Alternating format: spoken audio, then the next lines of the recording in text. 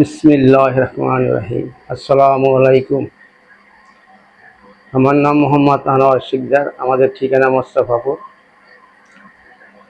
আমি একজন ব্যবসায়ী, ক্ষুদ্র ব্যবসায়ী।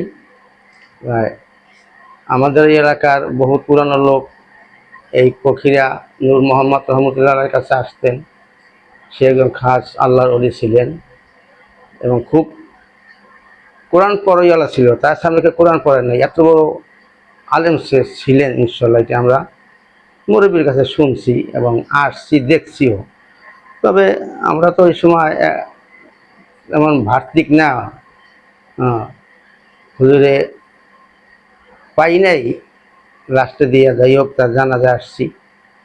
জানাজা ইনশাল্লাহ হাজার হাজার লোক উপস্থিত ছিলেন।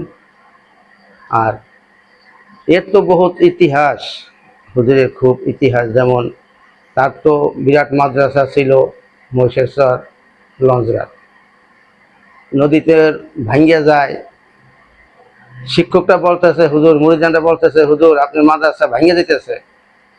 হুজুর বলতেছে জিকির কর, জিকির কর, জিকির কর। শুধু তার মুখে এতটুকু ছিল, জিকির কর, জিকির কর।